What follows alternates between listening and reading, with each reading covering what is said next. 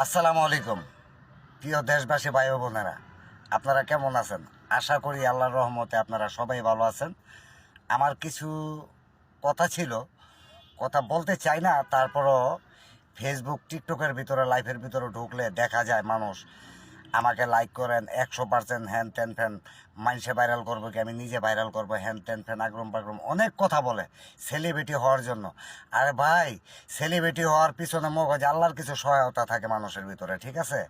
আপনি যদি একজনকে ভালোবাসেন তাহলে নিশ্চয়ই আল্লাহর তরফ থেকে ওই লোক আপনারে ভালোবাসবো, ঠিক আছে? লাইক কমেন্ট ঢুকা বড় কথা না ভাই, ভিডিও বানাইতে অনেক কষ্ট লাগে, অনেক কষ্ট ভাই, অনেক জায়গায় যাইতে হয়, বিভিন্ন জায়গায় যেয়ে এমন যে সমস্ত ভিডিওগুলো করতে হয় মানুষকে, হ্যাঁ মানুষকে বোঝানোর জন্য, হ্যাঁ কিছু মানুষকে বলবেন, এতটা বললেন না যে মানুষকে ভাইরাল করবেন। আর ভাইরাল করার আপনি কে? আপনি কিছু না, আপনি আর আমি কিছু না। আল্লাহ যারা মনে করে যে ভাইরাল করবো, রাতারাতি এসে মনে করে যে দেখবেন যে একটা তার আল্লাহর রহমতে একটা ফল পাওয়া যাইতে পারে। আপনার আমি এই যে বলি ফেসবুক লাইভে আইসা বা টিকটক আইসা সেলিব্রিটির মতো আপনারা কি একটা ভিডিও ভাইরাল করতে চান এই সাউন্ড দিয়ে সেই সাউন্ড দিয়ে? হ্যাঁ, আপনি নিজের যোগ্যতা নিজের সাউন্ড দিয়ে আপনি নিজে ভিডিও করেন, অন্যের ভিডিও দিয়ে কেন আপনি ভিডিও করতে যাবেন?